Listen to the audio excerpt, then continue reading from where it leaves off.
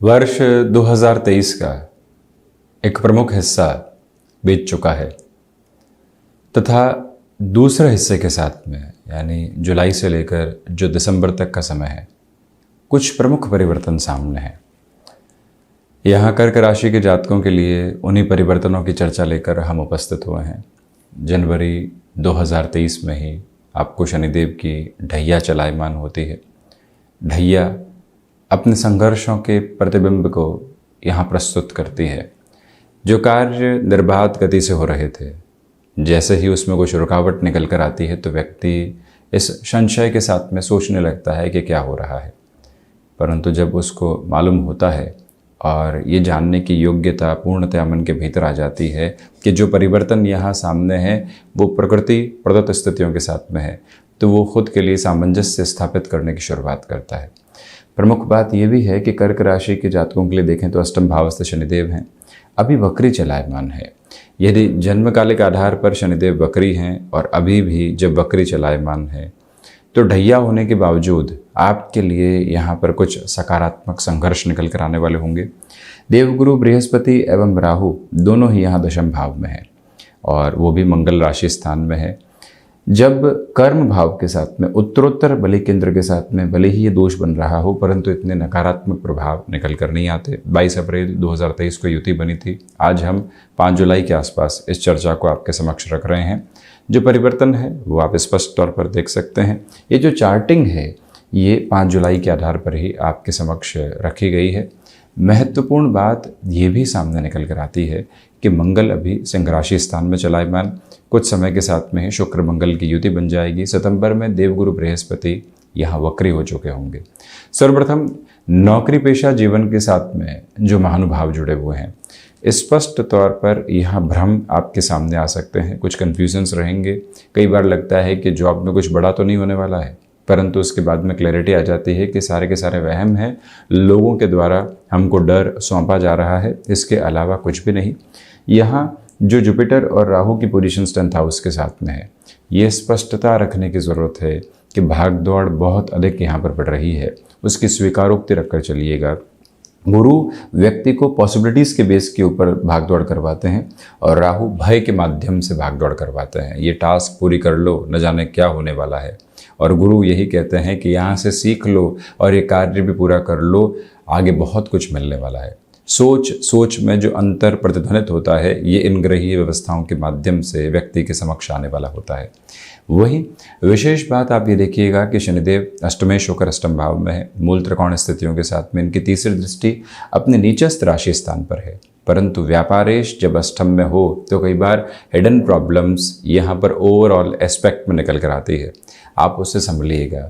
कई बार आप किसी भी डिसाइसिव वर्क की तरफ पूरे तरीके से बढ़ चुके हैं, लग रहा है कि ये कार्य तो बस अब संपादित होने वाला है, और वहीं पर कोई न कोई उलझन निकल कर आ जाती है और व्यक्ति खुद के भीतर की निराशाओं को एक तरह से स्पष्ट नहीं कर पाता और उलझ कर रह जाता है। इसी वजह से जो कार्य बहुत आगे आप बढ़ा चुके हैं, भले ही जॉब में हो या फिर बिजनेस में हो, जॉब में 5 to 6 राउंड ऑफ इंटरव्यूज़ हो चुके हैं और अब तैयारी है कि नई जॉब इन 6 से 7 महीनों के भीतर जो जद्दोजहद हुई है मिलने की स्थितियों में है, परंतु मन ये कहता है कि नहीं, शायद ये निर्णय गलत होगा और हम पलट जाते हैं, वहीं रुक जाते हैं। वहीं व्यापारिक जीवन के अंदर किसी व्यक्ति विशेष के साथ में डीलिंग फाइनलाइज होने की तरफ आ चुकी, मन ये कहता है कि शायद ये व्यक्ति कहीं धोखा नहीं दे दे और वहीं से हम पुनः रुक जाते हैं। ऐसी अवस्थाओं से यहाँ पर बचिएगा, ये स्पष्टता रखें।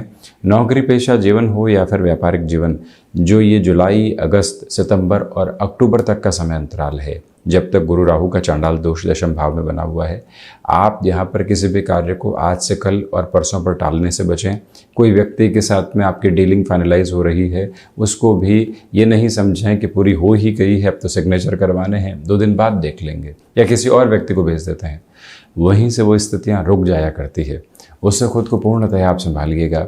ये स्पष्ट निवेदन करना चाहेंगे कि जो आप यहाँ पर सर्विस इंडस्ट्री संबंधी पोजीशंस में जॉब के साथ में है, आईटी फील्ड स्पेसिफिक में है। अब आप विशेष बात देखिए कि यहाँ सूर्य, बुध, मंगल और साथ ही साथ में देवगुरु बृहस्पति की स्थितियाँ आपके लिए सपोर्टिव फ्रेम एस्टेब्लिश कर रही है।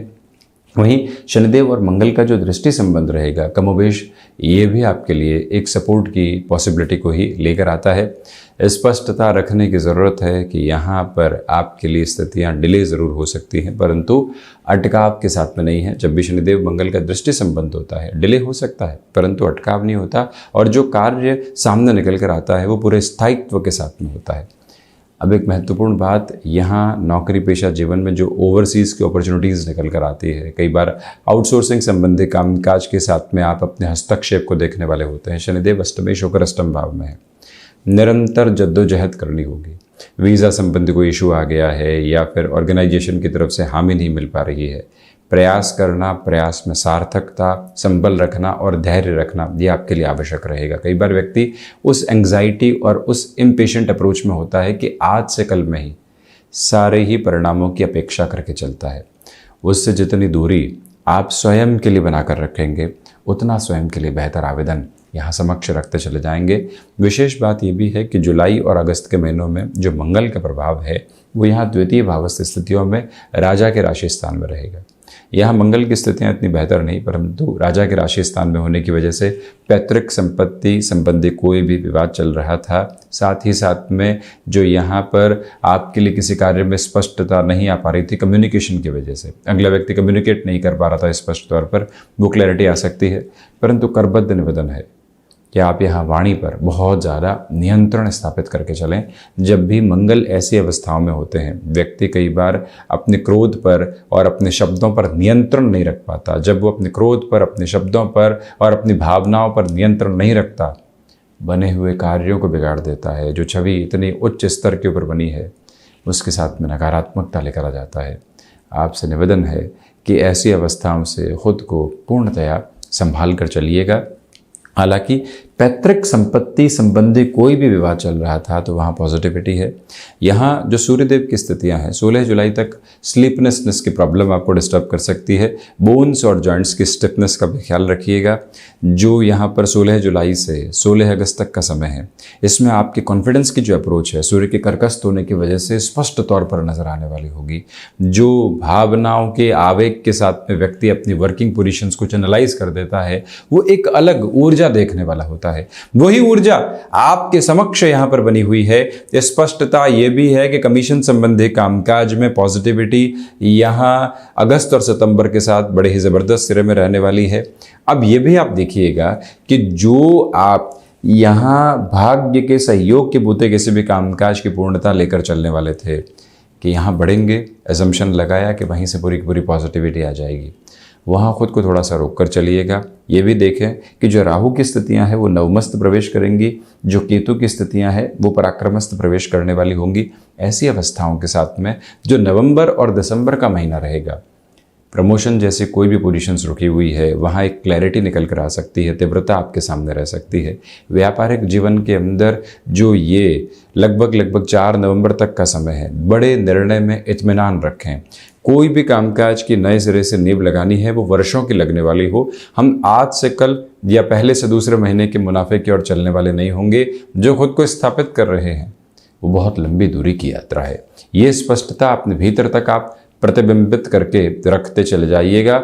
एक स्पष्ट निवेदन ये भी करना चाहेंगे कि यहाँ आपके लिए जो थायराइड संबंधी स्थितियां होती है जुलाई और अगस्त में उसका भी ख्याल रखने की ज़रूरत रहेगी। जो मेटल संबंधी कामकाज में जुड़े हुए महानुभाव हैं, पॉजिटिविटी आपके लिए है। चतुर्थ में केतु है।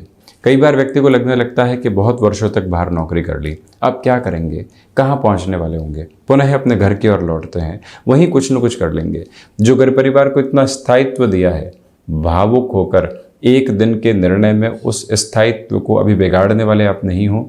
यहाँ ढैया चल रही है, इत्मीनान से निर्णय लें। स्टॉक मार्केट के साथ में जो भी महानुभाव जुड़े हुए हैं, यहाँ पर आपके लिए स्पष्ट तौर पर बेहतरी निर्मित है। लंबे समय से कोई निवेश करके रखा हुआ था, उसको रोटेशन की तरफ लेकर आना है, प्रॉफिट बुक करके यहाँ पर कुछ कार्यों की पूर्ति भी करनी है। वो सारी स्थितियाँ स्तरीय तौर के ऊपर आपके लिए सकारात्मक कही जाएंगी, जिसमें कहीं पर भी कोई चिंता के विषय मौजूद नहीं है। परंतु संतान पक्ष के साथ में छोटी छोटी बातों में वाद विवाद से बचिएगा। निवेदन है कि ढैया चल रही है, इसी वजह से हनुमंत उपासना, जिसमें भी दशरथ कृतनि स्तोत्रम, संकट मोचन हनुमानाष्टक, प्रत्येक 6 महीने में हनुमंत मंदिर ध्वजा अर्पित करना, पूरे ही परिवार के साथ प्रत्येक शनिवार, प्रत्येक मंगलवार या फिर प्रत्येक 5वें शनिवार या मंगलवार को यहाँ पर सुंदरकांड का पाठ करना भी आपके लिए बहुत अच्छा कहा जाएगा। कुल जमाजोड़ यहाँ कर्क राशि के जातकों के लिए संघर्ष सामने है, परंतु उसके मध्य भी आप अपनी ऊर्जा को बहुत अच्छे से देखने वाले रहेंगे और हनुमंत उपासना का स्थापित आधार निरंतर जीवन के भीतर प्रतिध्वनित होता चला जाए, हम ऐसे ही कामनाओं के साथ वाणी को विराम देते हैं। ये थी चर्चा आपके लिए, जो कि भावी 6 महीनों की स्थितियों को अवलोकित करती हुई प्रतीत होती है। धन्यवाद एवं कोटिशः आभार।